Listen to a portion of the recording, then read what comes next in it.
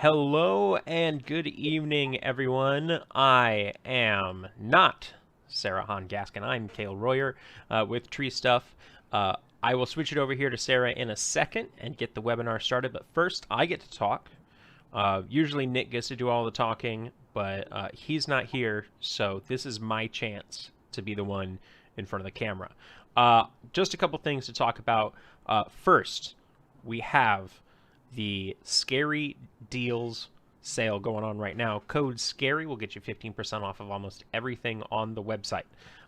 So go do that. I know everybody's probably restocking after storm cleanup and stocking up for next year as well. Great time to do it. 15% off almost everything. The other thing that we have is a couple more webinars coming up. We've already got a lot of people interested in these. It's the same thing as this. Facebook Live, YouTube Live, totally free. Get free CEUs when you watch it. Ask questions, get involved. So the next one we have up is next week, October 24th, 6 p.m. EST. Palm trees, adjusting your work to reducing plant disease and increasing climber safety with Nick Araya from Tree Care LA. I tried to get him to shorten the title, but that's what he wanted. Palm trees, adjusting your work to reduce plant disease and increase climber safety. October 24th. Make sure you're there for that. Nick Araya is extremely knowledgeable. He is also a really great guy, really funny. Next up after that, we have November 14th, 6 p.m. Eastern. Proper pruning. A hashtag Rate My Prune live experience with Lindsay Purcell. Lindsay was a professor at Purdue in arboriculture. He has pretty much written the book on standard practices in arboriculture. And I say that because he has written the book. He's actually written multiple books. He is also the instructor for the CEU certified arborist crash course, which is on Vimeo. You can purchase it, $150. There's a money back guarantee that you will pass, and it's awesome. He's awesome. So join that. And make sure you have questions. He's going to be going over some submissions from Rate My Prune, talking about things that people did correctly, things people didn't do correctly. If you don't know what the Rate My Prune program is, essentially, people like yourselves send us in pictures before and after of a tree that you've done, and we slap it up on Instagram, and people get on there, say, good job, you could have done better with this, you could have done better with that, I hate climbing those kinds of trees. Then also, if you go to the Tree Stuff website, up at the top, you'll see a little thing that says win $100. Every month, there are 4 new Rate My Prune submissions that get put on there that you can judge, and you can say like 1 to 5 how well they did, and submit that, and you are entered to win each month a $100 gift code to Tree Stuff. You can enter that each month because they change each month, so make that kind of like a habit, a thing to do, and you can get $100. So without any further ado, I am going to actually do a little bit more further ado. The way that this works is that the webinar is going to go for however long Sarah wants to talk. She's going to answer questions that you put in the comments section, and then at the end I will post a little link down in the comments section as well as in the description that is going to take you to a Google Forms quiz. If you get 16 out of 20 correct on that quiz, then you are automatically put into our little spreadsheet. Each month we send it into the ISA to get 2 free CEUs.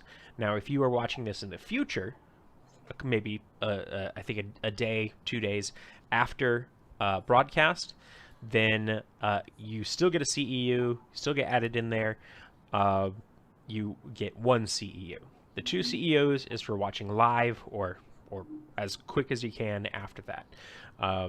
This webinar will always be available on YouTube and Facebook as in our video section as something that is recorded in there on the cloud forever. So if you ever need to come back to this and look at the things that she said, you can do that as well. Sarah, is there anything I'm missing? You covered it. Okay, great. You're good. Well, without any further ado, I'm going to switch it on over to our best friend in the world, Sarah from A+. Thanks, Kale.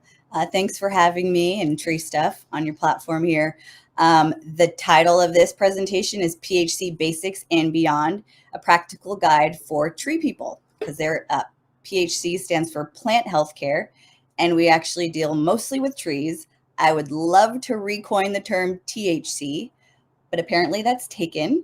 But I want to get that momentum going some point in the future. So THC Basics and Beyond for tree people. My name is Sarah Gaskin. I am with A+ Tree as a tree care company on the West Coast, VP of Strategic Initiatives there. I've been there for almost my entire arborist career, so about 14 years. I'm a registered consulting arborist, ISA certified arborist, have my pesticide applicator license in all of the states we operate. So California, Washington, Oregon, and Utah, which is not up there. And I also have my Bachelor's of Science in Environmental Science from UC Berkeley. So that's a little bit about myself. And my goal here really is to just make it PHC interesting and easy to understand.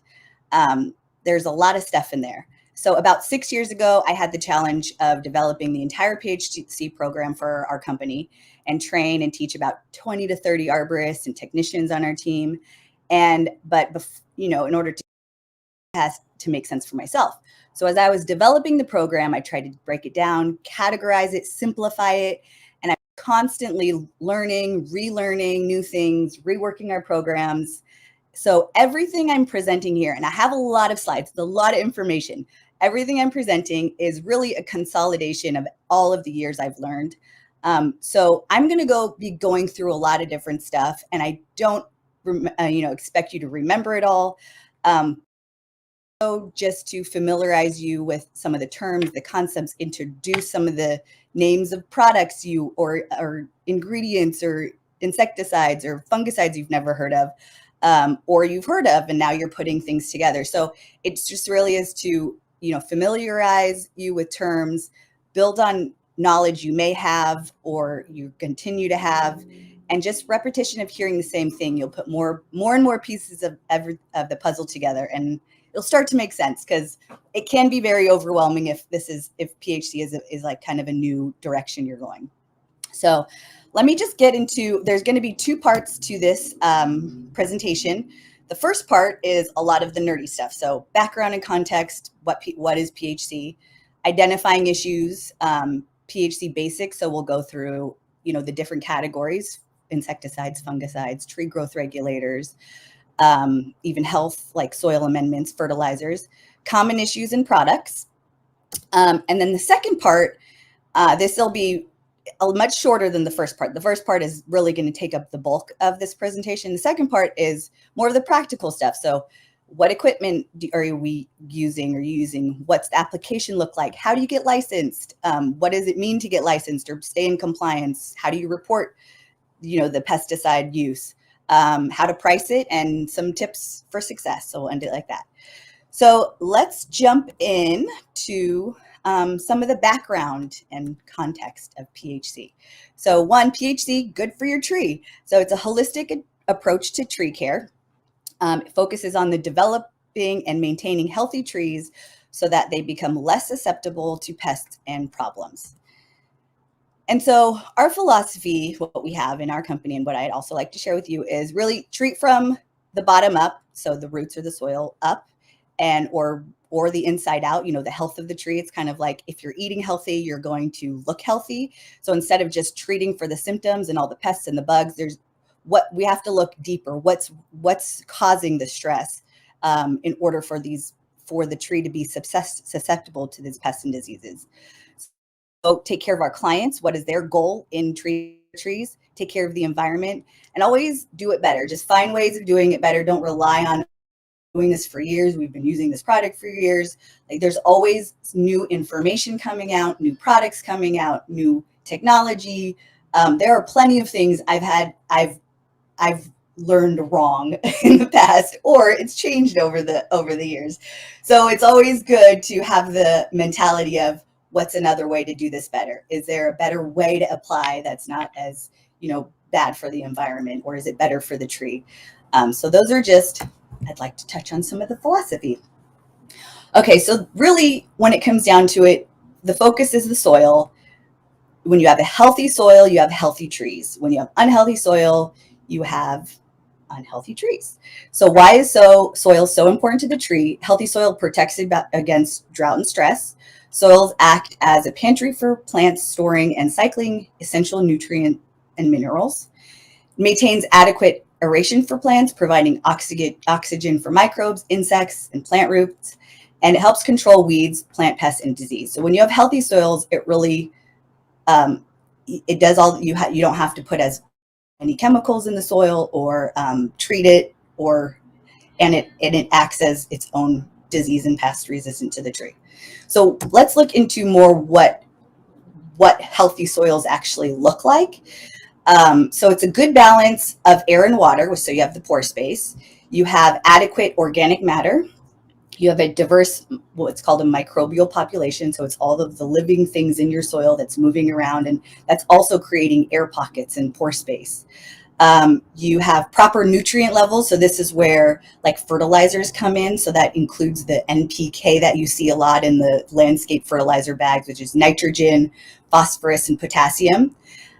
Good drainage, and then suitable soil pH levels. So that's what healthy soils look like in terms of a good balance. And when you have, undisturbed soil in forested areas where all of the leaf litter that's coming down is decaying back into the soil, I mean, that's where you have really rich soil. Unfortunately, most of the trees that we deal with, I don't know about you guys out there, but we mostly work with within the urban forest. So we are dealing with a lot of urban soils, which is composed of a mixture of materials transformed by human activity. It's foreign soil outside brought in. It's often highly compact. It's much less organic matter than forest soil, and often contains pollutants.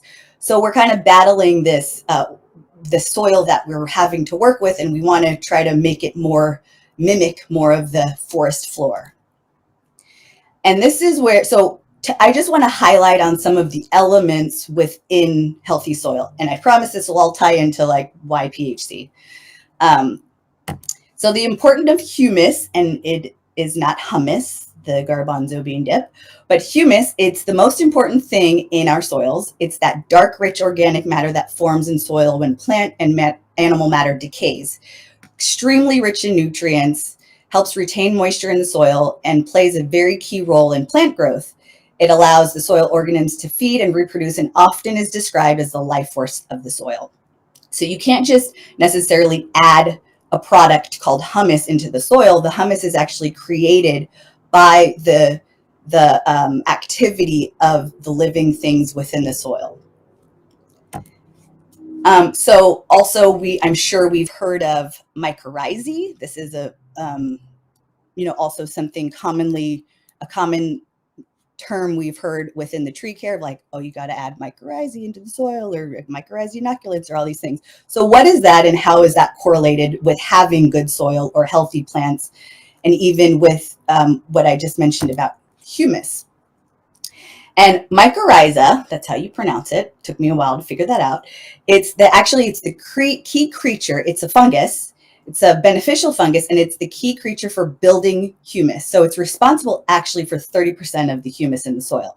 It means fungus roots, and it kind of joins onto the roots of the tree and extends itself almost like a network, and it absorbs where it kind of can draw more nutrients and water and things from the soil that the tree would not be able to access otherwise.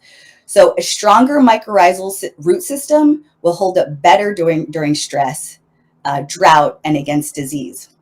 And interestingly, in turn, when the fungal networks break down, that's where it contributes to the humus itself. So it's like kind of this symbiotic relationship. So having these healthy networks of, bacteria and fungus and all these things that are happening beneath the soil that gives us healthier trees. So when we're talking about PHC, there are the pesticides aspect of it, but there's also acknowledging the healthy, like how to maintain and how to generate, or even I guess facilitate healthier soil to have healthier roots, to have healthier trees. That's the long-term idea. And then also, I just want to touch a little bit on microorganisms, because that plays a crucial role in healthy soils. Nutrient cycling, breaking down the organic matter, improving soil structure, enhancing plant growth, and overall soil health.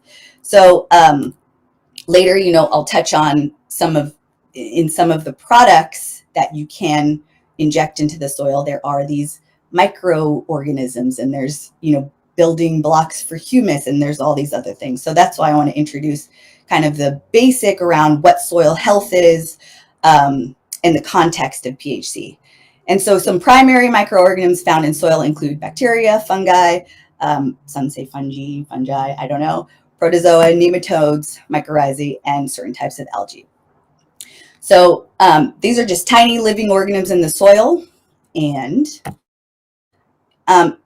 so in this slide, so basically we work primarily in the urban forest, and this is where trees are not always in their natural settings and mixed among streets and people and buildings and infrastructure. So most of the time when a client calls in, they're asking, what is wrong with my tree?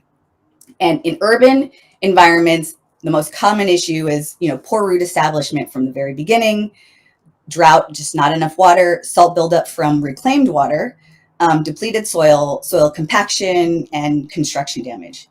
So trees in weakened state and where they're stressed from these other factors, these environmental factors, they are just more susceptible to insects and disease. So when they call us and they're, hey, what's wrong with my tree? The next step is usually like, okay, we'll come out and take a look. So then it's going into tree detective mode. Most of the time it is like we're playing detective. We're looking up and down the trees for clues. We're looking all around the base. We're looking for any signs of pests or disease. Who was the last person that touched it? Who was the last contractor? Did they leave any clues?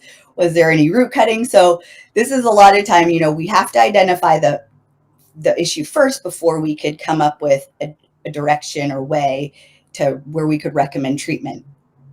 And so in this section, I want to kind of go through just touch on different things to how to identify things, or categorizing the way to identify things.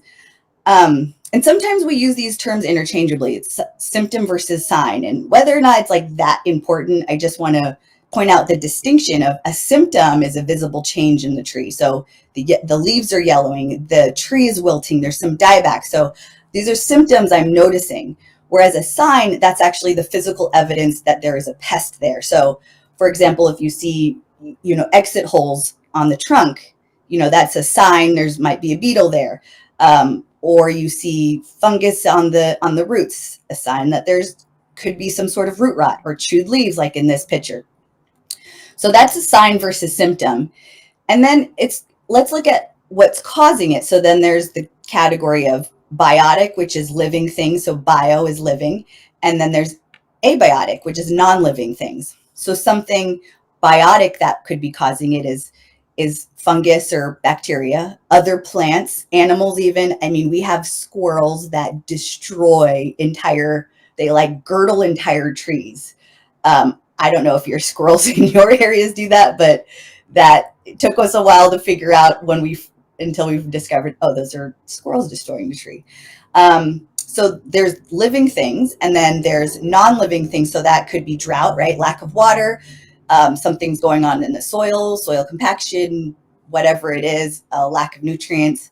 Maybe it's not getting enough sunlight. Maybe it's getting too much sunlight. There are certain minerals in there that are causing stress or even air. So trees in high wind areas that aren't used to it, they could actually totally die back. I've seen that as well. So those are the biotic and abiotic. And a lot of times it's hard to tell the difference, and the symptoms look very similar. So let me go through some different examples of biotic versus abiotic. So biotic generally can reproduce and spread. It develops over time, and it rarely affects 100% of the host. Whereas abiotic, it often does appear suddenly. It could affect trees in an area, and it could affect multiple species. So in this median, probably all of the water, it didn't get any water, so all of those trees in that median died. So that's just an example. Then biotic versus abiotic, this is shoot dieback. So if there was blight, you might see some fungal fruiting bodies where the transition zone is. If it's abiotic shoot dieback, you might not see that at all, and maybe just a split. That could be just showing, I don't know, too much sunlight or not enough, or drought stress or something. So that's biotic versus abiotic. And then, so this is a biotic example of there being probably some sort of canker or going on. When it comes to needles, so biotic needle death, it happens on one side of the needle, whereas abiotic is tip death. And feel free, if I'm going too fast, I could slow down, but there's a lot of slides here. So, and if you have any questions, just chat Kale. So here's an example of abiotic and biotic damage that looks very similar. So the left is bacterial leaf scorch, where the right is from drought. So these are very similar and hard to tell apart. Another abiotic example, so on the left is iron deficiency. So this is in liquid amber, showing, you could kind of see the interveinal chlorosis in there. Where on the right is chlorotic spots, an IV caused from too much miticide than normal.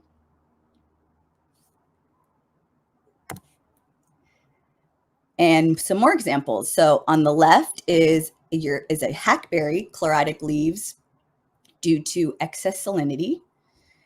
And on the right is a Canary Island pine that is due to magnesium deficiency, and it shows the yellow bands across the margins of the oldest leaf. So this is important to distinguish because pines can get wilt and other diseases. So when you can tell the difference between how the dieback occurs when it's a deficiency in a nutrient versus a disease, that can be very helpful when you're going out to diagnose. And then here's some other identifying patterns. Normal conifer needle drop is kind of from the inside out, whereas abnormal is from the tip, from the outside in. So if you see that on the left, you're like, oh, that's just maybe seasonal, having some needle drop, nothing to worry about. Whereas on the right, might have something more to look into. Okay, so I just wanted to touch on some of those identifying factors. And now we could kind of jump into PHC basics, where I categorized generally the 4 categories where we work in working with trees: insecticides, fungicides, growth regulators, and general health. So that could include the fertilizers, soil amendments, things like that. So first, what is a pesticide? Common types, as I mentioned, the insecticide and fungicide, but there's also miticide, which is mites. There's herbicide, which is basically weeds. And that's when you get more into the landscape, and that's a whole other can of worms because there's so many different types of herbicides. I won't even go there. And then there's growth regulators, tree growth regulator, plant growth regulator. So fertilizers are not considered a pesticide, which means you don't have to be licensed to apply it. You don't have to report it. When you're working with pesticides, it does require training, compliance, licenses in most states. And so that's a pesticide. So what is a pest? So a pest is an organism, whether it's an insect, a weed, fungi, bacterium, an animal, the other tree guy that competes with our best interest. So that's what a pest is. And what is the goal of using pesticides? And it really is to suppress it to an acceptable level. It's not to eradicate the the pests or the bugs or anything, but it's to, if it's a nuisance, it's to suppress it to an acceptable level. So it's important to know what the goal is when you are coming up with your treatment protocols. And I'm sure you've heard of this term before, integrated pest management, or IPM, and it means to integrate different types of techniques. It's an approach to combine techniques. So starting from the very bottom where it's cultural or prevention. So as you go up this pyramid, I guess it's kind of like moving up in a more intense way of like how you're going to treat. So cultural, that means just choosing the right trees for the site, sanitation practices, mowing the lawn so it keeps, or taking out weeds. So that's cultural. Physical is more like pruning, mulching, traps, barriers, weeding, I guess. Sorry, weeding is part of the mechanical. So that's going avoidance. And if that still isn't working in terms of pest management, then you move up a level and you start looking at biological, where you could introduce other predators or parasites or nematodes to naturally balance out the pest population. And then if those things aren't working, then there's suppression, that's when you start using pesticides. And you could also use these in combination. So, and we could, and it's not even just tree specific, but it's when you're managing or monitoring even just a small community or neighborhood of trees, or the site of the trees, you could also look at that entire area. What can be done? Is there too many of this one species? We could introduce ladybugs over here. In terms of, a biological management, because ladybugs eat aphids. And so anyways, these are things to consider when putting together a pest management strategy for your clients or for properties. And then signal words, this is something we'll just touching on in terms of the products used as terms of pesticides. So the lowest level is caution, then there's warning, and then there's danger, and then there's poison. And in general, when it comes to pesticides, that I personally don't recommend or use anything above the warning label, because it can be more toxic to the environment or to the applicator if they're exposed. And also when it comes to proper PPE, your protection equipment, and training protocols, it gets more complicated as you move up. So staying in the warning caution area is my area I like to stay in. And so all of the products from here on, from in this presentation that I do mention or I do talk about, they will be in the warning and caution and below. There's nothing I'm advising in the danger or poison area. Okay, so looking at insecticides, when spring starts flourishing, the sun comes out, that's when all the bugs come out. So we want to start addressing things early spring. That's when a lot of the treatments happen for a lot of these pests, is early in the spring. And depending on where you live in the US, California, we don't really have seasons. So we could kind of treat at any time. You could start as early as January, February. We don't have these permafrost on the ground. We don't really deal with snow in a lot of our areas. Whereas the East Coast, I know you guys have a lot more seasons, so you have to wait for things to thaw. And that's where application timing changes depending on your region. So with insecticides, there's really two main groups of chemicals. There's a systemic, and it's absorbed into the tree and then it moves throughout the tree. So this is where if you do like a soil injection, it gets in the roots and then it spreads and protects the whole tree. So it's poisonous to any pest that bores or eats into the tree or the cambium, the active layer with living layer in the bark, underneath the bark, or even the shoots and the leaves. It's a preventative method, and there's usually residual activity, which means it can protect the tree for anywhere from 3 months to a year. Whereas there's contact, which is the spray method, usually a foliar spray where you're covering the entire canopy. And it has to be in direct contact with the pest. So the pest has to be present in order for it to actually be effective. It's not a preventative method, and there is no residual activity. So again, the pests have to be there on the tree as you're spraying it, and it probably lasts for for about a week at most. Then you have to come back and do it again. So these are the two kind of different types of insecticides. Generally speaking, when you're dealing with more organic and environmentally friendly products, it's going to be contact, and it's going to be something that needs to be is more specific with the timing and also frequency. Whereas when it's something systemic, you could inject it into the tree, into the root system or whatever, and it could kind of protect the tree for before the pests get there and even afterwards. Common chemical classifications, organophosphates, pyrethroids, and neonicotinoids are some of the most common insecticide classifications that you'll hear in tree care. And this is really based on the mode of action. And the reason why I want to bring these three chemicals or the classifications up is because there are some where it's you can't use neonicotinoids for certain types of species. There's some restrictions on how it's used. So this is also where resistance plays a role, because when you change the mode of action, then then the pest. What I'm trying. So if you're constantly using the same mode of action, this is where you can see pest resistance, where eventually it's not working with the pest anymore.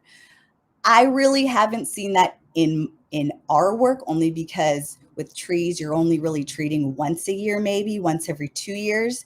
I think you see resistance a lot more in agriculture, where it's constantly being used. But this is where pest resistance does play a role. And if you want to combat against that, then you want to change your modes of action. So here are some different types of products under these classifications. These are all insecticides. And again, we don't have to get too much into it, but I also wanted to just bring up these terms because you'll hear them if you're going down this path of more so of, PHC and understanding all of the different nuances behind it all. So let's get into the three types of pests. These is also how I categorize the pests that specifically affects trees. So you have the chewing pests, eats the foliage. The sucking pests, it sucks the nutrients and sap out of the tree. You have the boring pests, it sucks the life out of you. That's my little cheesy joke. But you have the boring pests that feeds on the inner bark and is really the three pests, it's the most destructive of them. So let's look at the chewing pests, what to look for. This again goes back to identifying what the problem is. So a few of the things to look for is you have an unseasonable loss of leaves. So this is an elm tree taken in July. It should be completely full. The elm tree, the American elms down the street, it's a full, beautiful canopy. This is taken in the town of Yountville, if you guys know where that is. It's near Napa. And they called me out. They said, hey, can you take a look at our elms? Something's going on. They've lost all of their leaves. And so I went down there and I looked around, and there was like skeletonized leaf miners all over the place. So they had just went through and ate all of the leaves within 2 weeks. So that was from leaf miners. So there's the holes in the leaves, skeletonization there you see there. That's another thing to look for. If you see, caterpillar, like just looks like something's been eating the tree, that's from a chewing insect. And then even the nests or insects themselves. So these are nests from some of the moths or caterpillars all around the tree. Common chewing pests, the tussock moth, the oakworm, the tent caterpillar, gypsy moth, and again, there's that elm leaf miner. So quick facts, they feed on the leaves. Healthy trees can tolerate the defoliation, but if it's over and over and over again and season after season, then that over time it declines the tree because it has to use the energy to again push out new leaves. So if it pushes out new leaves and using its energy reserves several times a year, over time that tree is going to decline. So maybe 1 year of getting a really bad pest infestation of the chewing pest isn't so bad, but if you're seeing that year after year, that's something where I would want to treat. And then it's interesting because populations of these vary from year to year, and it could be very unpredictable. There were some years where the tussock moth was like literally raining out of the trees, and this was happening at like the Facebook campus and the Google campus, and so we had to go in and come in and try to figure out some solutions. So while the students are eating their lunch under the tree, they're not also eating these tussock moths with them. So common infested trees are oaks and maples for that. And so here's some possible treatments, and I know it's a lot in here, but this is kind of like my little guide of environmentally friendly products and treatments.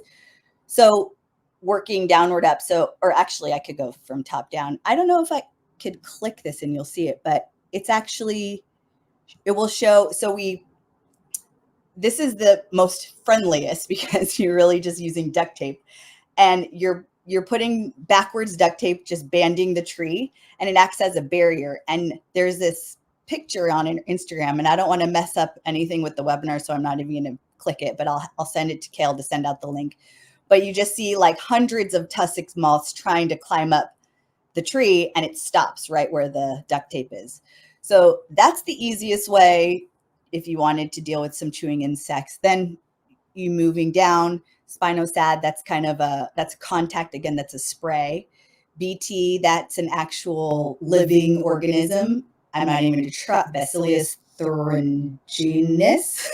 and then you get into more of the chemicals, synthetic chemicals, like acephate and dinotifrin, where those are systemic, and those are trunk injection or soil injection and have a longer lasting effect. Acephate, it is a trunk injection that affects the tree. You'll see if its effectiveness within 24 hours. So the bugs will actually literally fall out of the tree dead within 24 hours, and it persists for about a month. Whereas something like dinotifrin, which you could either do a soil drench or a trunk spray, it takes about like maybe a week or two to see the effects of it, and then it lasts for about 3 months.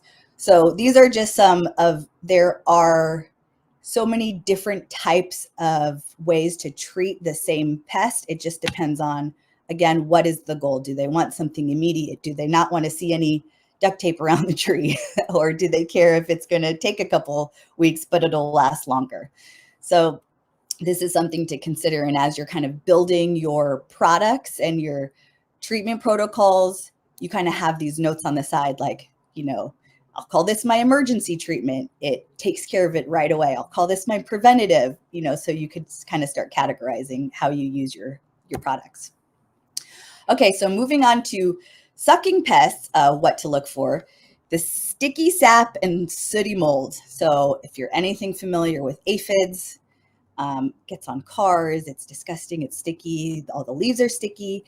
And that stickiness actually grows sooty mold, which once the leaves turn black, it actually prevents the tree from even performing, all of the, what is it called?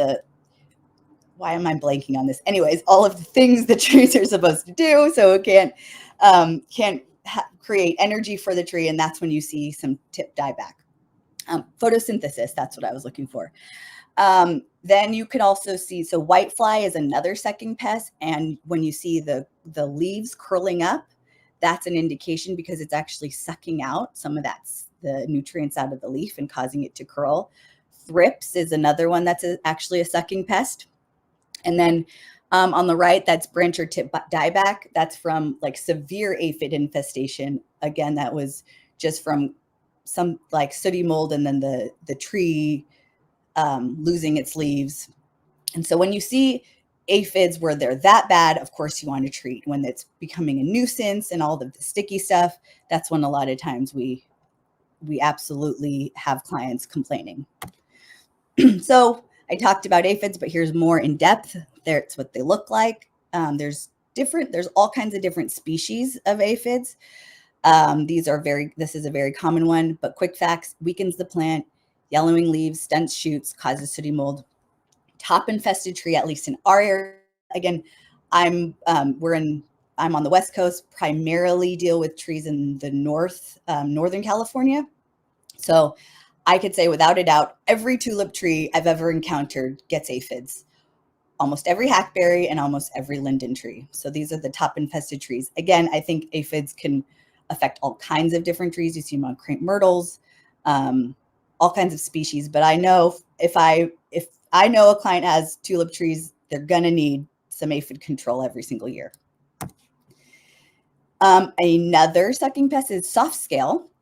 So this is those little weird rounded bumps on the leaves. And there's all kinds of different soft scale. So I don't know exactly the names of all of those. I forgot them, but some's like cottony cushy soft scale. And top infested trees are linden, magnolia, olive. And this also causes a lot of sap secretion as well. And then there's armored scale, which is not as common, and it does not produce the same type of honeydew that the soft scale does. Although interestingly, in its crawling stage, it does produce honeydew, but when it's in its stage like this, in the hard protective shell, it doesn't produce any sticky stuff. So you'll see them in citrus, cypress, and palm trees. So that's kind of the difference between soft scale and armored scale. And depending on what product you're using, some are labeled for one and not the other. So that's also important to look at your products to see what they can control. And then the last of the sucking pests that I'm highlighting here is spider mites, only because I feel like so many of our spruce and cypress trees get them. And a good field test to see if it does have spider mites is you get a white piece of paper and you kind of tap the leaf. And if you see little tiny things moving on your white piece of paper, or even your hand, if you have a really white hand, then that's an indication of spider mites. So what is it? It's a sucking pest, but it's not an insect. It's an arachnid. Severe feeding can kill the plant, and webbing can cover the terminal growth, which also stunts the growth or kills certain parts of the tree. So that's another indication of spider mites, is just tons of webs inside the canopy. So some possible treatments for sucking pests. The easiest thing to do, really, you could just use high power watered and just power wash your trees and knock everything off. That's one way to do it. Neem oil, this is also very environmentally friendly, but it's a contact, and that's a foliar spray. And then you get down to, some more of the pesticides of acephate and imidacloprid. Imidacloprid is a very, very common insecticide. It's very broad spectrum in terms of it addresses a lot of the tree pests that we have, both sucking and chewing pests, and even some beetles. You'll have to check the label, but some product names that we use are called Merit or Criterion. Again, there's product names that can be different, but if you look at the active ingredient, they could be same. It's just they're manufactured by different companies. So imidacloprid, that's something that it could be a soil drench or soil injection, or a trunk injection, and it can take up to, I've seen it could take up to 3 months to actually fully protect the tree, but it has about a year of efficacy. So that's why if you're using something like imidacloprid, you want to get it in before you see the pest, well before you see the pest, and so that it has time to uptake and kind of protect the whole tree. So now we're moving on to boring pests and what to look for.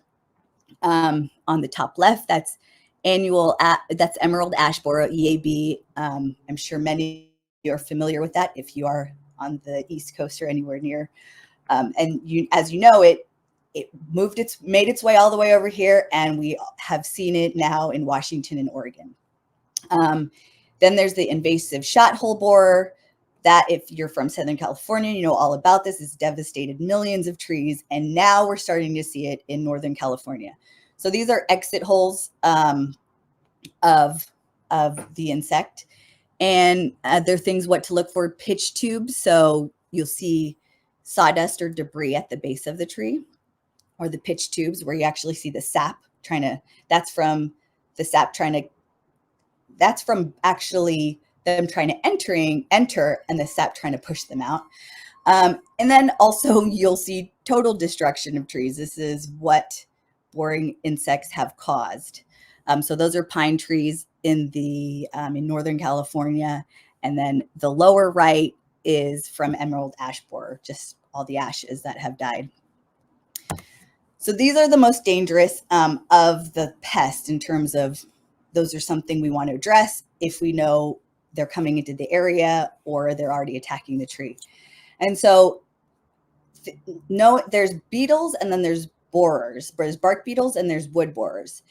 And it's important to know the distinction of these, because if we can do a quick refresher of how the anatomy of a tree looks, you have underneath the bark, the inner and outer bark, you have the living part of the tree, which is the vascular cambium, the xylem, and the phloem. So one thing that helps me is xy to the sky, flow to the flow. So the phloem takes the sugars, everything created from the canopy, and the photosynthesis takes it down. Whereas the xylem from the roots takes the water and the minerals, takes it up. That's just a little rhyming thing that helps me. And then once you go inward, that's where, you know, that you have the dead xylem in the phloem, the heartwood, and the actual wood. So once the bugs or the beetles or the borers pass through the living layer and into the wood and the dead layer, you could no longer treat for them, because there's no flow of the pesticide going through the living part of the tree. So when you're injecting your insecticide in the tree, it's moving through the tree using those pathways, kind of, if you think of it as like traffic. But as soon as those bugs pass that area, then it's kind of like, it's a free-for-all. If they're already in the wood and they're already destroying the wood and they're already compromising the structure of the wood, you're going to have to remove that tree. So that's why it's important to have, one, preventative methods in place, and also know when something's too far gone to actually even treat for the tree. And sometimes you don't even know until you cut into the tree. So this is the hard kind of gray area about treating for beetles and borers, is knowing how damaged the actual structure of the tree is. Because even for a climber, if something's, you know, even 30% compromise of the structure, you don't want to climb that tree at risk of it falling. So looking at bark beetles, these are some examples. The Jeffrey pine beetle, the mountain pine beetle, western pine beetle, the red turpentine beetle. Beetles kind of stay within that layer of living cambium. So you can treat for them if you get them early enough, or they haven't like completely killed the tree. So a successful attack is when the beetle goes all the way through and you don't see him stuck in the sap. The unsuccessful attack, he's trying to bore in there, and you can see the sap has pushed it out. And then in the lower picture, that's actually a tree from one of our clients, and the tree went from healthy to looking like that within 3 months because of the beetle attack. So the beetles kind of go into the cambium layer and just eat all of its way, and kind of chokes off the flow of all of the nutrients in the water. So quick facts: generally beetles attack stressed trees and healthy trees, and they release pheromones that attack more trees within the area. And common infested trees are ponderosa pine, lodgepole, Jeffrey pine, and the Monterey pine. And then wood borers, that's where they actually go into the wood. That's why they're so damaging.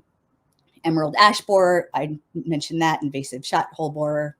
They feed on the phloem, sapwood, and the heartwood. Okay, so I guess I should start moving here a little bit more quickly since I'm only into the insecticide part. But what's very helpful in trying to categorize things is once you do categorize these things, then it's easier to decide what the treatment is. So here are some common insecticides that I've tried to categorize in terms of chewing and sucking. You have your imidacloprid, your dinetifrin, and your acephate. And anything with the Tree Stuff logo, you could find those on their site. So they do sell pesticides there. And then with the beetles and borers, then I kind of put that in a different category. You have your bifenthrin, and then emamectin benzoate is the most effective product out on the market for borers. So it's what's used for emerald ash borer. Basically any borer, this is the only product that will actually be effective. There's two kinds, triage and mectinite. So triage is made by Arborjet. Mectinite is made by Rainbow. They're just two different formulations. Triage is oil-based, mectinite is water-based, and they're both very effective. So I'm just pointing out some of the products, common products. And if it won't kill the tree, leave it alone. So we don't want to just add insecticides for the sake of adding insecticides. Okay, I could take a second break and then we can move on to fungicides. Still got quite a few to go. So I'll try to move a little faster or unless we're going to get a pace. But how's it going, Kale? Yeah, real quick. Maybe just a couple questions.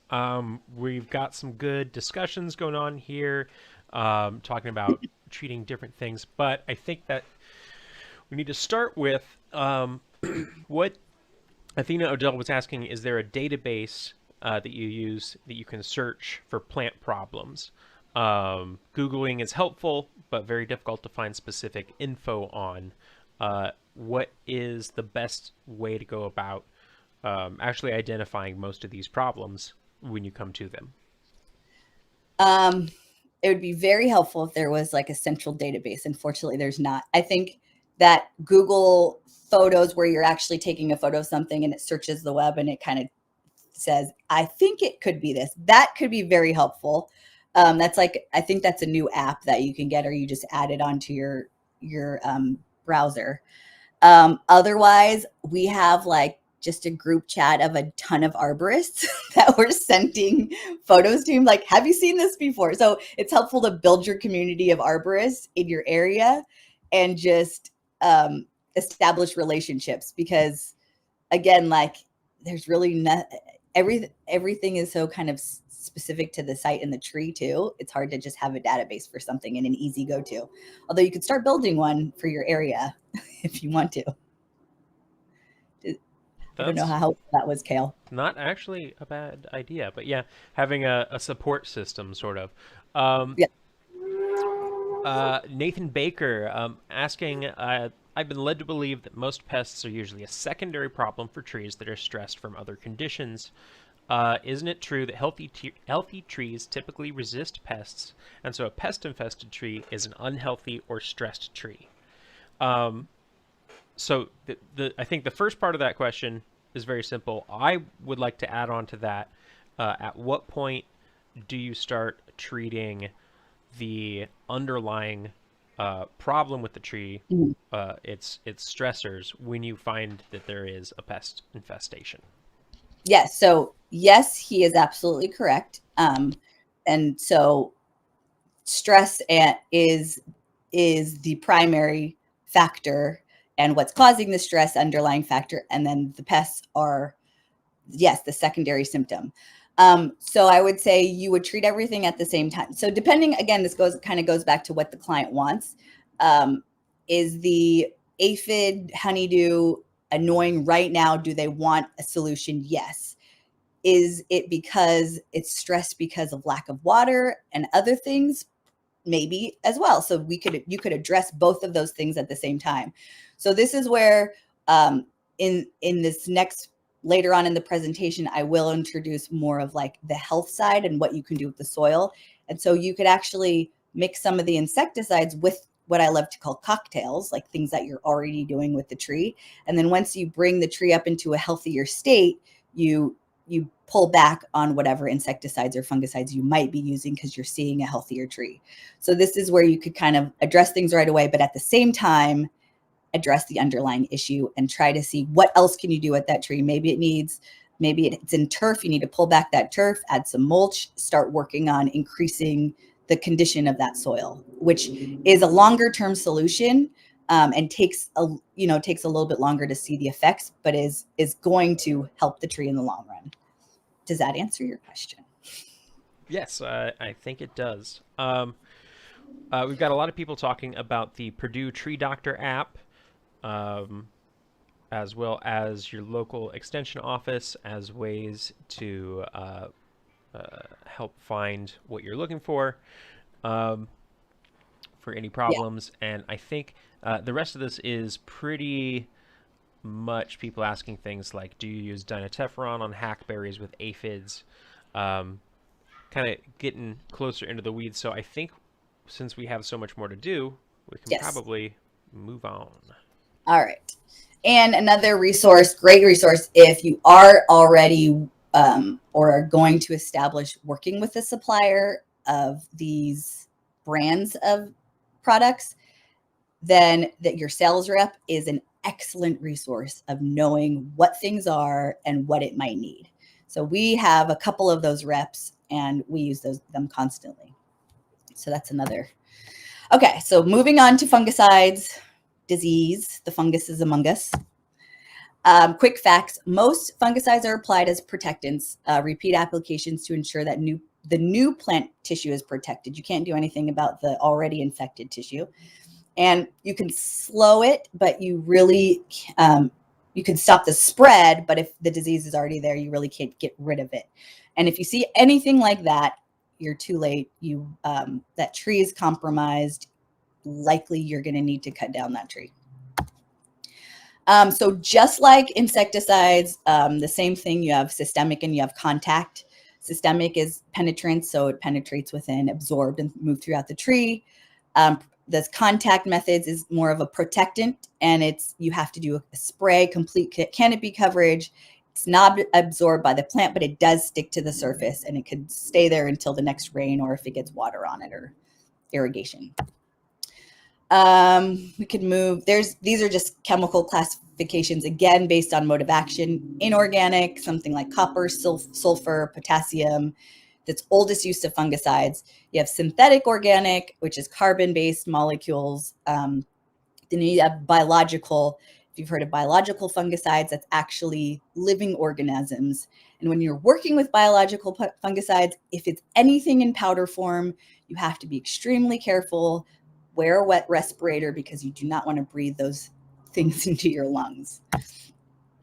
So plant disease classification, this is, I categorize them by parts of the tree affected. Now, I don't know if this is like technically like a textbook classification, but this is just what simplified it for me. And when I'm trying to teach a bunch of other arborists that aren't really into technical stuff.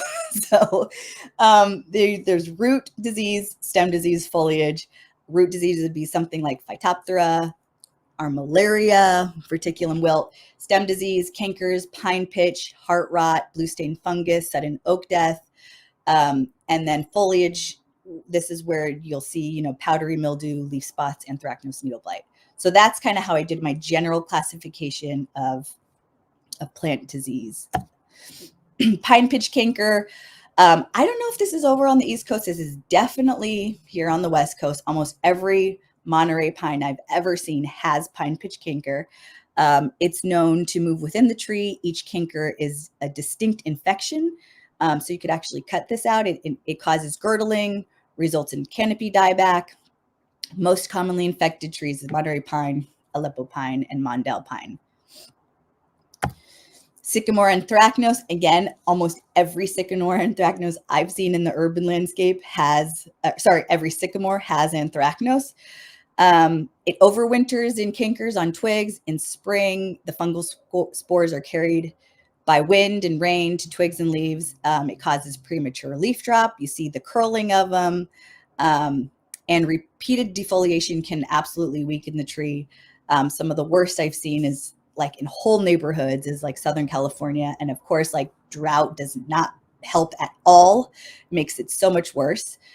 So this is something we see a lot. And then in almost every pear in the urban landscape, I see fire blight. And it's actually, although it's categorized as a fungicide, it's technically a bacteria. It's not a fungus. And it overwinters in cankers. In fall, the leaves often turn red, then black. That's why it's called like fire blight. It kind of almost looks like someone took a torch to the tree. And most commonly infested tree we see are pear trees, crabapple, and hawthorn. So these are, I'm just touching on 3 of the most common diseases that I see in my area and also just in the urban landscape. And so what's the treatment? If I don't always get a disease, but when I do, there is no cure, which is true. But again, you could slow or stop it. You might not be able to eradicate it. So these are just some of the different common fungicides. Reliant is something I'll talk about on the next slide, but it can be used for a variety of diseases. Propiconazole, that's another one that's an injection. Biological fungicides, that's something that could be drenched, kind of like a soil drenched soil application. So each one of these icons that's showing the application methods for it. So the needle is an injection, soil is soil application. And then you moving into the foliage, how to treat, you have Arbortect, which it treats for Dutch elm disease and sycamore anthracnose. So that's both root and stem. I mean, that kind of affects all areas of the tree. And that's actually considered a macro injection. So there are micro injections and there are macro injections. And micro is very heavily concentrated doses of product that is injected into the trunk. A macro is you're diluting it with gallons and gallons of water and injecting the tree like you have to have like a 50-gallon drum of water that's mixed with the product, and it takes like hours to inject into the tree. So that's the difference between a micro injection and a macro injection. And then Eagle 220 is a very common product used to spray for foliar disease like powdery mildew. That's something that you do seasonal. And then Arbor OTC, that's actually specifically for bacteria. That's a antibactericide, I believe, something like that, where it specifically addresses the fire blight. So these are some common fungicides or treatments to use against diseases. And something that I personally like is Reliant, just because it has such a broad use for it. The active ingredient is actually phosphorus acid, and not to be confused with phosphorus, which causes the algae bloom. It's not a fertilizer. But there are 2 ways that this is helpful. There's the direct effect in which it inhibits the particular metabolic process of the actual fungus. So it slows that down. Then there's the indirect effect where it actually stimulates the plant's natural defense response against the pathogen attack. So over time, when applying the stuff, it actually makes the tree healthier. So this is something I recommend on every pear and sycamore, and something that I know commonly or either gets the disease or has the disease. It could be something that could be applied once a year or even up to 4 times a year. But this is also it. We add it to mixes of things. It could be either soil applied or as a bark spray. Okay, so I had a kind of a shorter session with the fungicide versus the insecticide. Now I want to move on to growth regulators. So if there's any questions there, I'll just keep going. So with growth regulators, there's TGRs and there's PGRs. So TGRs are tree growth regulators. The most common, and I think maybe the only tree growth regulators in the market is Shortstop and Cambistat. These are 2 names of the same product, basically. They're just 2 different formulations, 2 different companies. Shortstop, there's a little tree stuff icon, so it's sold on their website. The active ingredient here is paclobruchazole. So I said that right. and it can reduce woody growth by 40 to 60%, thicker canopy and darker color, 2 to 3 years of control. So you only have to treat the tree every 2 or 3 years. There's drought and environmental stress protection, fungicidal properties. So it actually does address certain diseases. And it's a great combination treatment, meaning you could add it with whatever protocols you're already doing with the tree. And it's something that can be treated any time of the year. So it's a good product to have on your product shelf. So it's actually, Paclo is a synthetic compound that blocks the hormone gibberellin. Gibberellin is a hormone that promotes the plant growth. So Paclo essentially stunts that, or actively is an anti-gibberellin, and essentially it redirects all that energy that would be normally towards the canopy. It redirects it away from that and goes instead towards the fine root hairs and other defense systems like thicker leaves and shorter nodes between the leaves. So in these photos, you could see some, untreated versus treated. You have a greener and thicker leaf. And also the root density, you have a much finer root density. So when you have better and finer root density, that means that you could do more nutrient and water uptake from the soil. So some of the pros of using something like TGR is you have more defense. So thicker leaves, increased resistance to foliar pathogens. And it does have a resistance to stuff like fire blight, sycamore anthracnose, and powdery mildew. It's effective for the next growing season. So it won't change anything if you see something now, but it will be helpful for the next growing season. And then some of the cons is less shoot production. So because there's less shoot production, you don't want to treat trees that have less than about 60% canopy loss, because then you're taking away from like those, the tree needs to have leaves in order to kind of get energy and continue and feed itself. So sometimes if it's less than 60% of canopy, it actually could have a detrimental effect on the tree. So you have to be careful with that. Also, because you have denser canopies, it looks like you have more fruit and flowers because everything is growing closer together. It's actually probably about the same. It just looks like there's more there. So some use cases of something like TGR, it can extend your pruning cycle. So on the left side of the tree, they weren't treated. On the right side of the tree, they were treated. And on the left side, we had to prune 2 times in that 5-year period.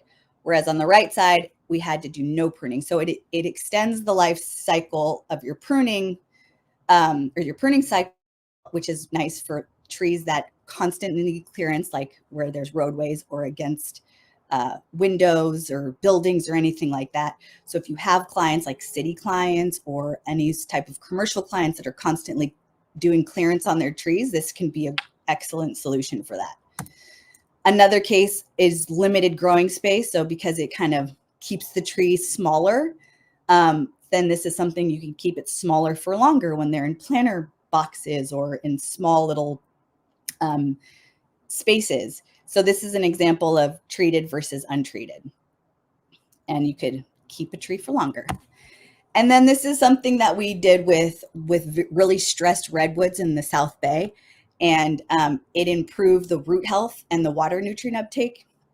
So it was something they were to experience. It was like a mixture of drought and some other environmental stress. And so we went in there with some TGR, some other soil amendments to help. And we saw a difference in about 7 months. So that is TGRs. Now we're moving on to PGRs, which is plant growth regulators. And this is for growth management. One of the things, it's the same active ingredient as you saw with the TGR, but it's a different formulation, and it kind of just keeps the shrub small. So it also extends the pruning cycle. So that's for growth management if you're working with landscaping a lot. And then there's also PGR for trees that are a nuisance. I don't know about you, we get a lot of clients of, hey, the plums are destroying my sidewalks and olive trees and this and that. So in those cases, there are some solutions, although we don't like to offer them a lot because the expectation is really high and it's really hard to control for fruit. And people think if you're going to control for it, you're eliminating the fruit completely, and that's not the case. So there are 2 products on the market that are for nuisance trees. So something that you could apply before the tree blooms. It's called Atramec is one of the products, and the active ingredient is diulac. I'm never good with pronouncing things, so you could help me here. Diculactic sodium. The application is a bark spray or a soil drench, and that's something that you apply, I think, two times before the tree blooms. If the tree is already at bloom, it's too late to use that treatment, and now you have to do something else called Florel, where the active ingredient is epithon. I didn't even know if I said that one right. I read all these, but I never say them out loud, guys, so forgive me for this. And this application is a foliar spray. So we really don't like to do anything foliar spray unless we have to. And the way that the Florel works is the flower actually has to be in bloom, and the Florel has to hit the back of that flower in order for it to be effective. So if you have half of that tree in bloom, then you're only effective on half of that tree. So that's why, here's some other nuisance trees that are actually really hard to control: liquid ambers, privets, loquats. We never actually try because we know we'll just disappoint people here, but there are some of the PGRs that are labeled for these species. And it's so difficult because really timing is everything when it comes to controlling for fruit. Again, you have to get it exactly at the right time, whether it be pre-bud or at bloom, and then when everything is at bloom at once. And there are some trees where they bloom at different times. And then especially when we have our wacky seasons, like in California, where it gets warm in February, then all of a sudden everything's blooming in February, and we have to move our treatment. So this is where everything kind of gets tricky. And if you decide to go down this route, it can be really great for you, or it could be a nuisance for you. So here's some examples of timing specifically for fruit trees. So this is a stage at which the bud is emerging. So these 4 stages, that is okay to use the bark spray or the soil drench of Atramec or something similar to that active ingredient. And then these are examples of bloom stage. And if the flower has already shriveled up, you are too late. Here's an olive example if you didn't know what an olive at bloom stage looked like. So bud stage, emerging bud stage, you're good doing for timing at those, treating. And then once you hit bloom stage, and then you're a little bit late once they start falling off the tree. So when you're dealing with fruit control, I would say, you have to make sure you set expectations way early on. It does not eliminate the fruit completely. It can reduce it up to 60%, sometimes more, sometimes, most times less. And you will get some premature seed drop, but it's not the large fleshly fruits. Okay, so now got through all those. Those are kind of the main pesticides. Now we're moving on to health treatments, and this is something that was asked earlier, like what about the underlying issues of other types of stresses that are causing these secondary issues. So this is where some of those things can be addressed, and you could have a longer term tree in tree health. So there's the difference between fertilizers versus soil amendments. Fertilizers adds nutrients to the soil. It directly affects the plant growth. Amendments improve the soil's physical condition, so the structure, the water infiltration, and there's indirect effect of the plant growth. So if you have terrible soil, you can't just keep adding fertilizer into that soil because it'll just sit there. There will be no, the tree can't make use of whatever nutrients are in the soil if you have bad soil, because you need good soil in order for all of that stuff to happen between the root system and the tree and the nutrient uptake. And like we said, like the mycorrhizae and the good fungicide and the good bacteria, all of those processes need to happen in the root zone in order to have a healthier tree. So a lot of times just adding fertilizer to a tree that looks unhealthy is not going to be the answer. And I do want to touch on biochar because this is something that, has been around for a really long time, had a little bit of controversy, is kind of back again. And I'm a huge fan of biochar. So what is it? It is created from wood waste through a process called pyrolysis. So it's heated at extremely high temperatures and kind of comes out like this dark charcoal, coal type substance. And that's like super magnified in that photo. It's super magnified so you could kind of see the little pockets of this is where how it is able to increase water holding capacity, and it's a way to store some of the food and plant nutrients around all in these little pockets. So it reduces the need for fertilizers with NPK and cultivates beneficial soil creates an environment for all of the good things to happen. There's studies that show within 7 days, there's an increase of up to 5,000% microbial activity, 50% fungus increase, and 33% bacteria increase. So someone explained it and it turned to me like biochar is kind of like creating the restaurant for all of the good things to come in and eat, and like kind of created the environment for all of the good things to happen. So you can't just have biochar without anything else. Biochar is part of is carbon and part of the food that in which some of these other microbials and all these other things use. So one of the things we use is a liquid biochar. So there's granular biochar, which you could put directly into the soil. And then there's a liquid biochar, and it's also blended with humates.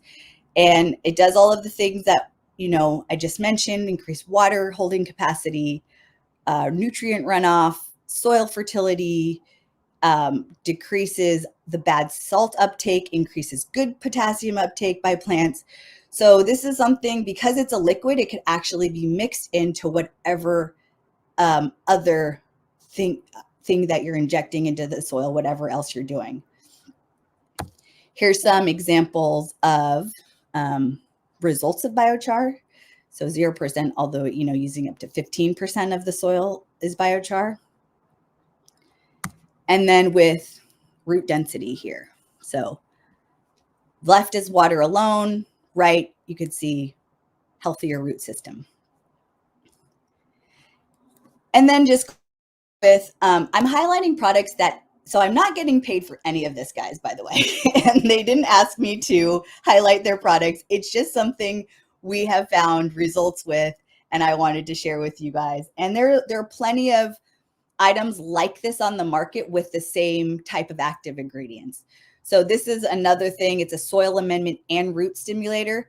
So when we do what we call our health treatments, now this kind of goes back to addressing the things in the soil. We want to add things in the soil that will create healthier soils.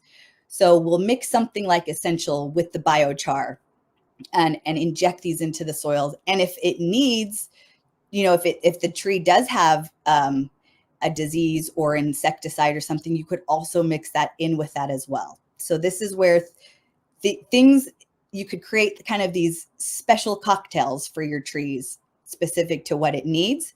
You always want to test that cocktail though before you mix a ton of it. Make sure there's no weird reactions. So Essential is a soil amendment and root stimulator. I don't have to go through all of these, but this is just some items in which, if you remember from the very first part of or if you're here for the very first part of my presentation about healthy soils and what that looks like, these are kind of some of the ingredients that go into creating healthy soils and having healthy soils. So something like this, similar, that is on Tree Stuff, because I do want to plug Tree Stuff, is something like NutriRoot. So again, there are similar products already out there on the market, but with different names. But here are some results that we've seen. So this is like a really stressed oak, and you do a soil drench, and you kind of get all in the critical root zone, go out to the drip line. So this is a before and after pic 1 year later. And then these are transplanted olive trees. One side is water only, the other side is water plus the essential. So you could see the difference there. So that helped establish the root. So it's also great for, when you're installing new trees. And then some results of even faster healing of decayed wood. So before and then 1 year later. And then one more product in terms of, we talked about mycorrhizae. This is something that has this in it, plus all of these other beneficial things. So this is great for new trees as well, to establish root system. I feel like if we're going to putting new trees in the landscape, you want to give them the best chance of survival. And so I always say, make sure you put something like do a treatment with it, whatever that is. You want to put some Mitogrow in there, essential, some sort of product that enhances and promotes better root establishment. So this is something that does that, less dependence on fertilizer, enhanced root growth, benefits. You can mix it with anything, and it's great for new tree establishment. So here's some results of that, some before and after. And then while we're on the subject of health, water is always a huge one, and especially working in urban environments. And we have a lot of commercial clients with HOAs and commercial properties. So we're dealing a lot of things with irrigation and even some areas with no irrigation. So here are some solutions we've encountered or we've come across and have provided for our clients in terms of, do you need water, but you can't get access to water? So one, everyone knows about the tree gator. It goes around the tree, you refill it every 1 to 2 weeks. It's really not the best. I wish there was something better, but other than hand watering, that's the best you could do if there's no irrigation. Then there's something new that we've been playing with and testing is the tree diaper. I know it's a terrible name, but it actually describes exactly what it does. And it absorbs the water. So if there's already irrigation in the landscape, it'll actually absorb that water and do a slow release, which is much better for the root zone than just having irrigated landscape. And then, or if it's in an area where there's rain, it collects that rain and it actually holds the water for about 1 to 2 weeks and it slow releases. So I really love this as a solution. It's shown better results in terms of new tree, watering the new tree, and than it has with the tree gator. But it's not always the best solution if there's just going to be no water in that area whatsoever. And then with mature trees, recently discovered this new thing called the Tree IB. They're actually from, I think, Europe or somewhere. And it's a giant slow release water bag. It's like it's huge. I think it has like it could carry up to 150 to 300 gallons.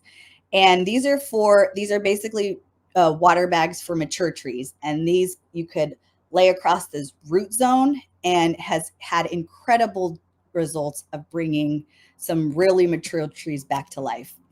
So that's a great option. And then there's also what we call deep root watering, and where you're injecting water directly into the root zone. So you're not going past the root zone, but you're, within the first 4 to 6 inches, 3 to 6 inches, and you're just saturating that whole area with water. So with this, we've done, from anywhere from 5 to 10 gallons per DBH in order to revive some really incredibly drought stressed trees that our clients didn't want to lose. We had a ton of redwoods. And so some of these redwoods, we were injecting almost 1,000 gallons of water just in the root zone. And then we would see them come back. We would see new growth within a week or two. And this is just something it's almost like you're sustaining them on life support through a really heavy drought season. So these are some solutions in terms of water management. And then, of course, mulch is the best thing we can do. And because we produce it all the time if you're a tree company and you want to leave it on site anyways. So you want to always educate your client, convince them why it's good, put them around your trees. I'm probably speaking to the choir here, retains moisture, reduces soil compaction, does all the good stuff, absorbs rain runoff. So that is the end of my part 1. I have a part 2, and it won't be as long as promised, but I could stop here for a second, and then we are going to get into the practical stuff. So that will be my last part of the presentation. So thank you so much for sticking with me thus far. Let me know if you have any questions. Kale?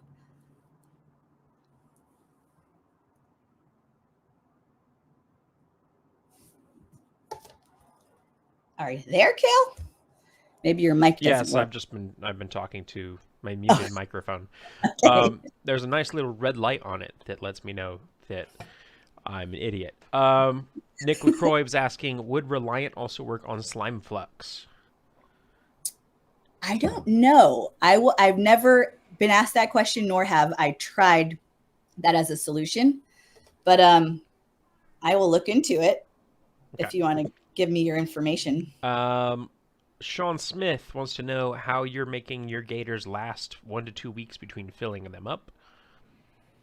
Why? What's going on with yours? Are they? And Jacob Myers asked about Gloomy Scale earlier on, and I forgot to mention that to you last time we stopped.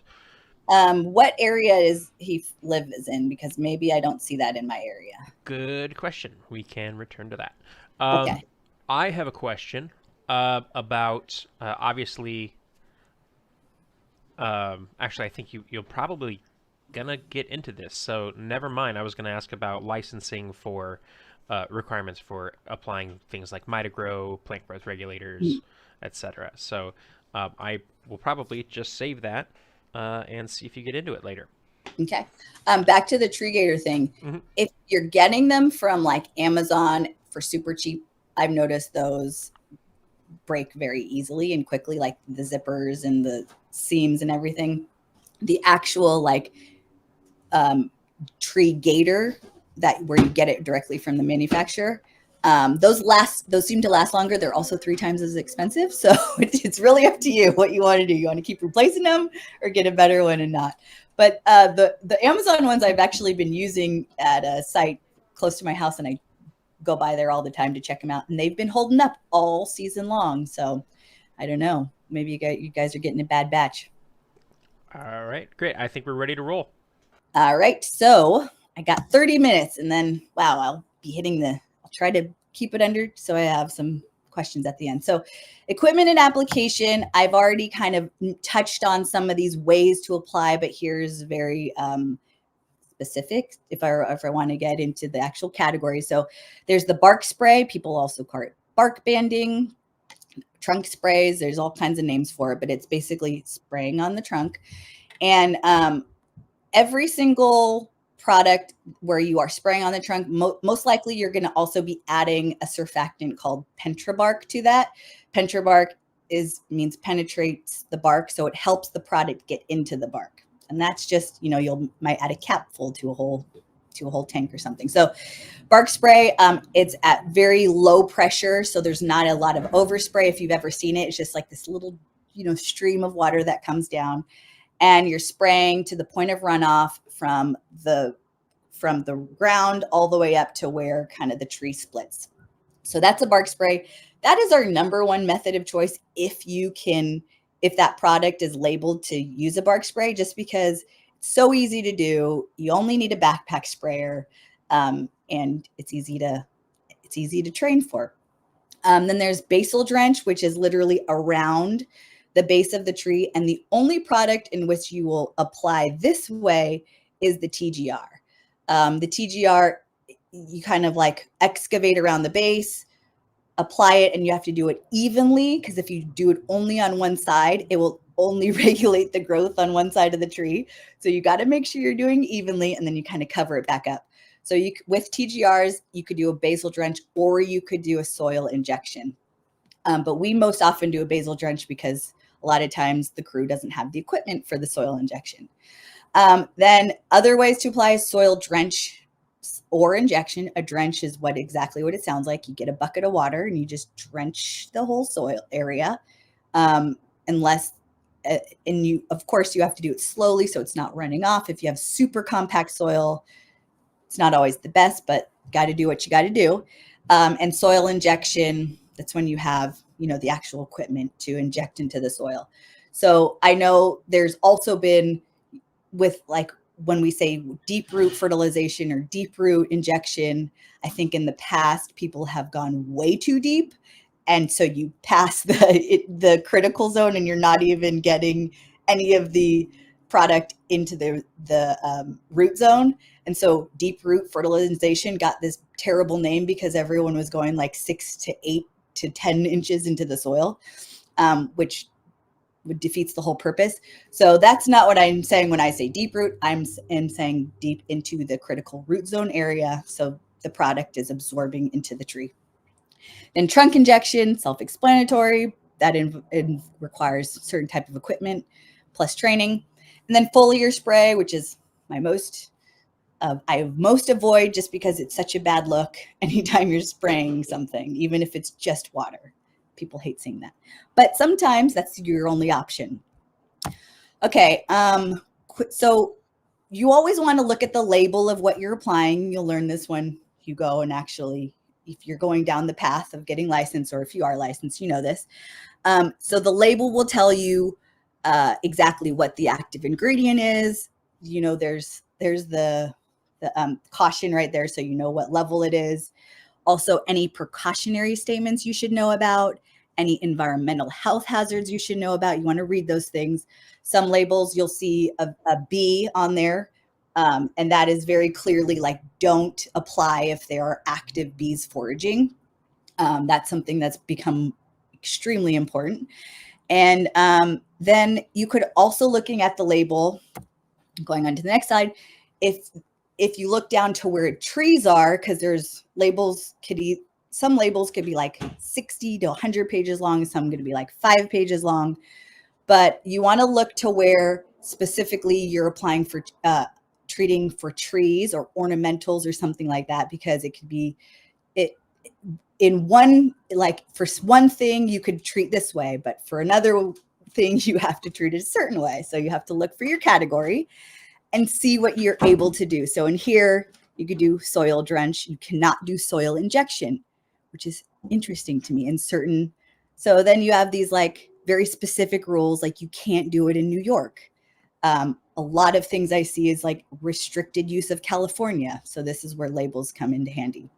You can see exactly how you can do things.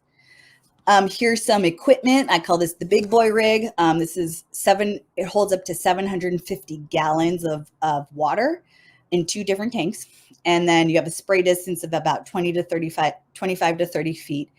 And this is really for like really high volume applications. If you're constantly busy with PHC applications, this is fantastic piece of equipment to have, because with a lot of these products, you're mixing it with water. So your limiting factor is water. So you could only treat however many trees you have enough water for before you have to go fill up. So having a huge tank like this allows you to do a lot of trees without having to fill up your water. It's also a very expensive piece of equipment. So if that's, something over budget, which is for most of us, is then you have what I call the PHC Junior, which is a trailer, something that we just fabricated together, and it has, up to a 250 gallon tank on there. It has all the capability of what the big rig has, but it's just not as high a volume. It's just limited to its water volume. It also has the pressure isn't as high, but you can do foliar spray, soil injection, and you have the locker to put all your PHC supplies in. So this is something I'm sure you guys have that if you needed to do something like this, you have the talent to do. I feel like tree guys and tree gals are the most creative and solution-driven people there are. And then if you even don't have the budget for that, then there's equipment for just the crew. If you want to do on really small volume or low volume, all you need is a backpack sprayer and a few buckets, and you could even do pre-mixed applications that you might be common to doing or to recommending. So this is something that a crew could have right in the cab of their, or in the back of their truck. So going back to, let's see, bark, I think I already touched on this. So this is bark spray. Look how happy he is doing it. Fast and easy. You can't do it if it's raining. Minimal overspray. And then soil application. These do require more water. And with soil applications, this is where I've mentioned it's easy to mix things together. So you can make cocktails. So you could address multiple things at once. And then trunk injection. There are different products out there. There's Rainbow's Q-Connect, there's ArborJet's QuickJet, and there's Moget's Wedgel. And so ideal usage, only certain treatments can be injected. So not all of the products can be injected. Again, you have to look on the label what's used for trunk injection. What's great is the treatment's contained. It can be raining. The limitations is you can't use it on small trees. So anything under, like, I think 4 or 5 dBH, you can't use it. I mean, it goes right through, or you just can't get that layer. And conifers in the summer I never recommend. It super sucks. Techs call me and say, why did you recommend this right now? And so avoid that, just because you have to have good water uptake in order for the injections to, in order for the injections to be absorbed and uptaked through the tree, there has to be some movement of water within the tree. So again, timing is important. Doing it early in the morning, not doing it on extremely hot days, because if it takes up in the tree too fast, it could actually burn the tree. I mean, there are some things about trunk injection as you're doing it and training for it and learning for it, you'll learn about. But it does require special training. And then foliar spray, small to large trees. Again, like this comes down to like volume of how much water you need. With a small tree, you could actually just hit it with a backpack sprayer. But as you get bigger, you're going to need some of those bigger pieces of equipment. So that's about applications. And now I'm going to get into getting licensed and staying licensed. So step one, Google pesticide applicator license requirements in your state, because every single state is different. Or what's also super easy is if you go to certifiedtraininginstitute.com/pesticide, there's actually a ton of FAQs for each state. So it'll take you through the process of what you need and what requirements you need in order to be licensed in your state. You just go to the website, click on initial certification. There's going to be a drop down. It'll say what state.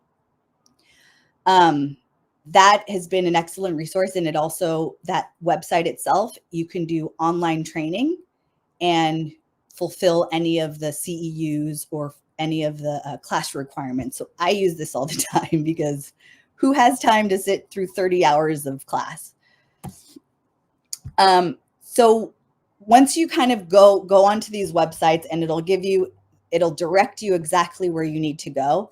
There are the different types of determine the different type of license you want. So there's applicator license, and each state also calls these differently. There's applicator, there's a technician, and then there's an apprentice. So apprentice is the lowest level. You usually don't need any experience or have to take any classes, and you just have to be under someone else. So this is it's just taking a laws and safety test and passing it. Some, like Washington, Oregon has apprentice license. California actually doesn't have an apprentice license. California is interesting because you could actually get your applicator's license. So you could actually, in California, you could apply pesticides without a license as long as you're under someone who's licensed. And as long as that licensed person who you're under has given you at least a 2-hour training or something every single year. So California is very unique like that. I haven't seen any other states like that. So I'm a supervisor for several of our technicians who do not have to have their applicator's license. I just make sure that they're being trained correctly and reporting their usage correctly. So that's very unique for California. Other states, that I've seen that were in Washington, Utah, and Oregon, anyone who's applying has to be licensed with one of these. So again, go look at what your state's requirements are. So determining the type of license, then the difference between technician and applicator. In one, I looked up in New York what that meant, and it just has a difference of cost. It's actually exact requirements. I think you just have to pay like 300, 200 more to be an applicator and not a technician. It's interesting. So each state is different. Sometimes you just need to study and take a test and that's it. Sometimes you need experience, like proof of experience, or you have to take, 20 to 30 of hours of qualified classes. And that's where that website comes in, where you could just do those online. And there's always going to be, with the test taking, there's always going to be, in my experience and what I've seen, two parts to the test. There's going to be your laws and safety of that particular state. So laws and safety of Washington, laws and safety of California. And then you're going to add a category. Much like on your driver's license, you have a category. You have Class C, Class A, Class B. So you're going to do two parts of the test, laws and safety, and then a category. And most commonly, the category you're going to choose is under like ornamentals or landscape maintenance or something along those lines. There's a lot of different categories that won't apply to you. You choose the one that does apply to you. Some quick tips. Anything where it says, are you going to be using restricted use pesticide? It probably will not apply to us. This applies a lot to agriculture.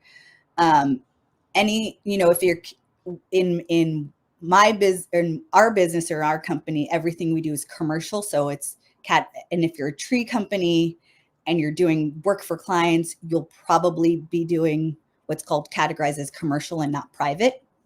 And then if you're also an owner, then you also need to apply for a pesticide business license. So if you're an owner and technician, so if you're applying and you're the owner of the company, you'll need to get both licenses. You'll need to get an applicator's license. Once you have that, then you can apply for your pesticide business license. So that's something as well. And then once you are licensed, you have all these things you have to be in compliance. So this is both on site, so wherever you're storing your chemicals, and also on the job site, wherever you're using your chemicals, there are certain types of compliance to be in order. So anywhere where your chemicals are stored has to be able to be locked, both at your office and on the trucks, and separate from everything else. And there has to be a label that says danger pesticide storage area. And your PPE has to be separate from it. Everything has to be separate from it. So pesticides posted on the storage and the trucks. Every container you have is labeled, even your buckets. So your buckets, you have to have your bucket with you could even just write it, just your company name and location. And then any container that has chemical in it has to be labeled. It cannot be unmarked. It has to say what's in that label. Wash stations, copy of your license, and then a daily usage report. So anytime you are applying pesticides, you have to report, what it is, when you did it. There's certain states require reporting of different things. So how much you used, what was your mix rate, what were you treating for? I mean, they ask some very in-depth questions. So the best way we capture it is creating a Google form and then having the technician submit it at the end of every day. So you might make some notes and then just put it all together at the end of every day. So we have a spreadsheet because some states require you to report monthly. Like California requires you to report that usage monthly by county. So because we work in, 15, 20 counties, we have to report to 20 different counties. Whereas other states, Washington, Oregon, Utah, they don't require any reporting. To submit the reporting, they just want you to have those records for at least 2 years. And they'll do an audit, maybe once every 2 years of, hey, let me look at your usage reports, make sure you're doing them correctly. So we do get audits. So you have daily usage reports are very critical in terms of staying compliant. And back to one of your questions, Kale, you only have to report pesticides. That's the insecticide, fungicide and tree growth regulators. The Mitogrow, the Essential, the Biochar, those things are soil amendments and fertilizers. Those are not considered a pesticide, and anyone could apply those. And as far as my understanding is in the states that I work in, I'm not sure about every other state, but those could be applied, and I'm pretty sure it's throughout the U.S. Those could be applied by anyone. So that's what's nice too. You could still do PHC with if you're not doing any pesticides, you could still be treating with PHC without being licensed. So standard PPE, long sleeve shirt, long pants, shoes and socks, appropriate gloves. They'll tell you like the thickness of it, protective glasses. If you're working with very specific, like anything above the caution or warning, might have a additional PPE requirements, or like I said, some biological fungicides that are powdery that might have the additional respirator on it. Interestingly, you're not required to wear a respirator, but a lot of our techs like to anyway. So there's that option. And then always have an additional change of clothes in your truck or at your site. Okay, got 10 minutes left. Let's see. So how to price it. This is also, if you're selling it, you want to know how to price it. And I'll try my best to simplify this. So if you're still with me here, almost getting on 2 hours, I know it's been a lot of information. So let's just look at, I'll look at 2 examples. Reliant is one of them. I just pulled this off the Tree Stuff website. So I'm looking at 1 gallon of Reliant. So how to price something, what's the cost of the product, plus what's your labor rate. That's the easiest way to do it. So if I look at specifically, this is part of the label. If I'm applying as a basal bark spray for Phytophthora, so this is for doing, oak disease, then it's a 1-to-1 ratio plus the Pentrabark. So I'm just going to look at the Reliant itself. So if it costs $50 per gallon and the mix rate is 1-to-1, and I put it in a backpack sprayer that can hold 4 gallons. So actually that would be, did I do that right? So it would actually be $100, right? Because it's 1-to-1. You have 200. See, I already did my math wrong. I'm not the best at math, but let's just go with what I did here because you'll see what I'm doing. So, and you could do 300 dBH with your 4-gallon backpack sprayer. So calculate that all, cost of the product might come out as 60 cents per dBH. That's the cost of product, your labor. Let's just say that 300 dBH of doing your entire 4-gallon backpack sprayer might take a minute per dBH. Doing a 10 dBH tree takes 10 minutes. Give yourself some time to check your mail, email, phone. That might be about right. So you could do about 5 hours worth of work with 1 backpack sprayer. Seems high. Anyways, let's keep going with this.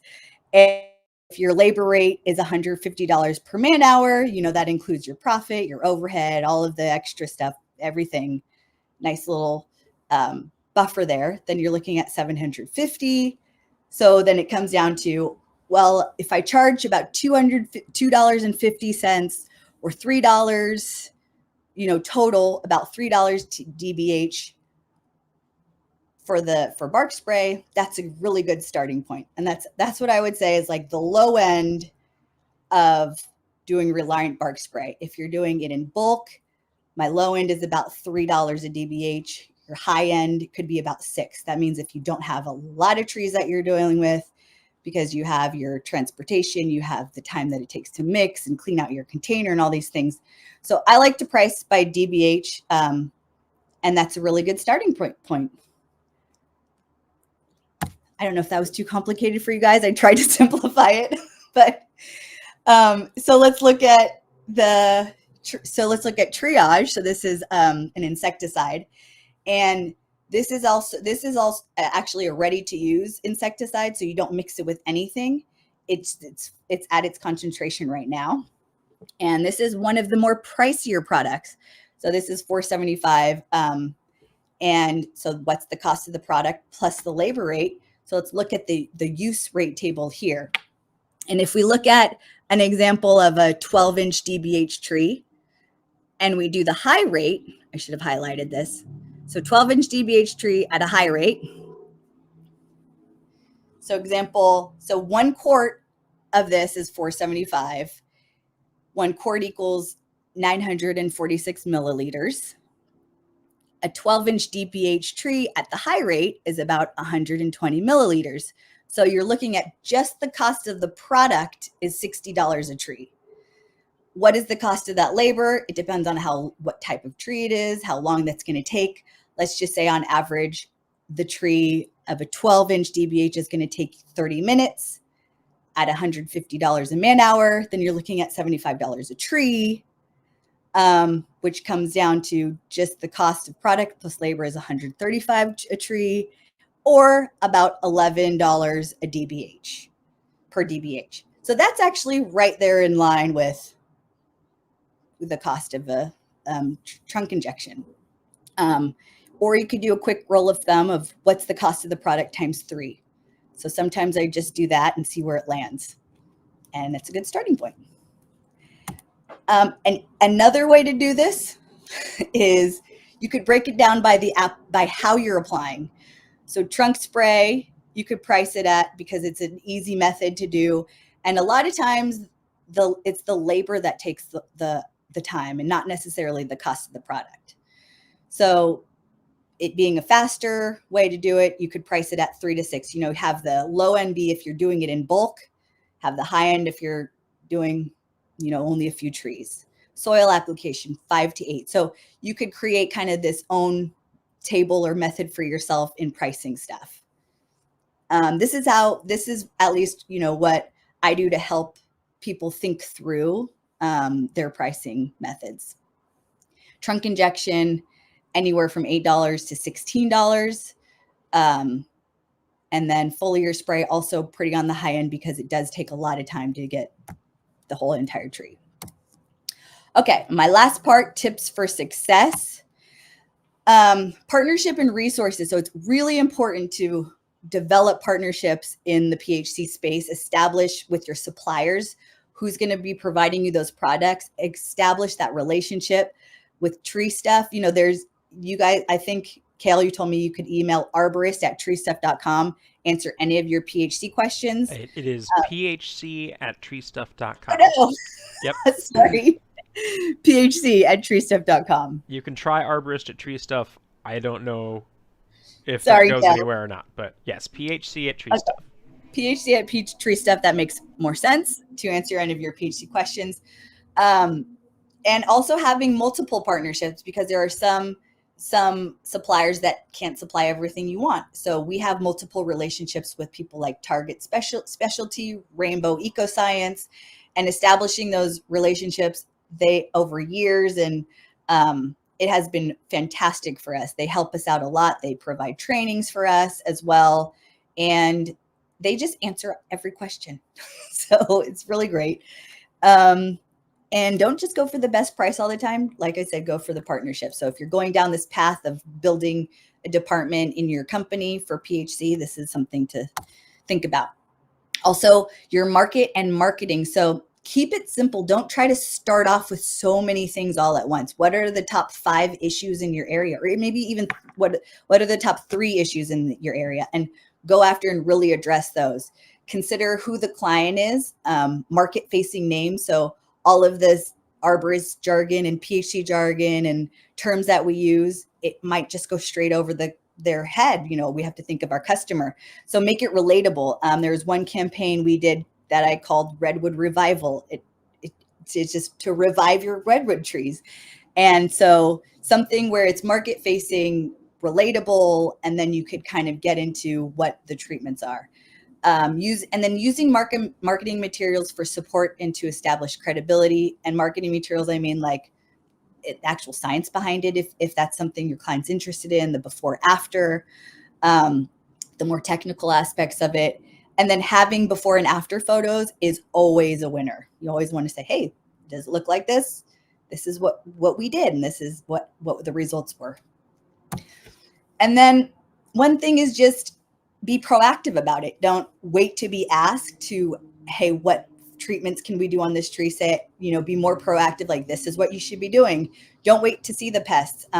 Also, what are some of the go-tos in your area? If you know every pear has fire blight, maybe just start incorporating that into every single proposal that you give. Try adding 20% PHC to every one of your estimates. See what happens. I mean, the worst they can say is, hey, what did you do this for? Like, oh, well, I noticed that X, Y, and Z, this should be something good. The worst they could say is, no, can you take that off my bid? But you just try being proactive about it. And then be confident in what you're actually doing. Believe that it actually works. Talk about it. The more you talk about it, you get excited about it. People feel that, see that passion, and will believe you as well. And if you yourself are not convinced that certain thing works, then just use a client as a test pilot. Do it for a heavy discount.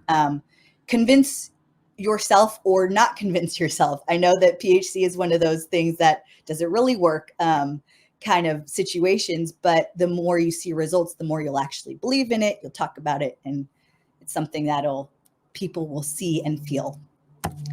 And that's what I got. Thank you for hanging with me this whole time. Feel free at all to reach out. I love answering questions, helping you guys out on your journey of learning PHC. So you can reach me at sarah@aplustree.com. I'm also on IG as Power to the Treeple. And that's all I got. Great. Well, thank you very much, Sarah. I have one question. How many PHC applicators do you know have been injured or hurt by falling objects or falling out of a tree while on the job? 0. And how do you deal with hauling away all of the material from chipping? Oh yeah, it's not an issue. Oh, you got one truck and some products and a sprayer. So would you recommend doing PHC and adding PHC into your business model?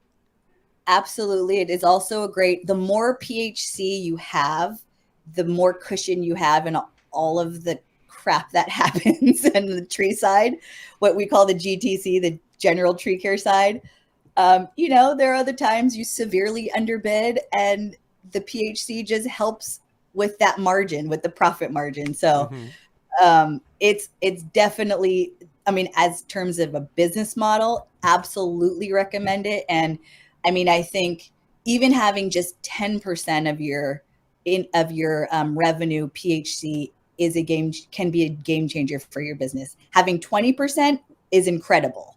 That's like a great goal. And then anything above that, you're just swimming free in profit, which is really hard to get to. Yep. But I do know some companies that are just really focused on PHC, and it helps their overall business in general. Perfect. Well, thank you very much, Sarah, for doing this. I have already posted the link in the comments section. After the videos end, I will update it so it's in the description. And like I said, this will be online forever, up in the cloud, so you can come back and watch at any point in time. Once again, thank you very much. If you guys don't know, Sarah is from A+Tree, which is Tree Stuff's kind of like West Coast bestie, and we do events and stuff together. So come see us. If you're going to be at TCI, we have the big cage. We're the loud ones out on the expo floor, and then we are going to have an awesome party afterwards too. So come out, meet her, hang out, and have a nice night, everybody. Thank you.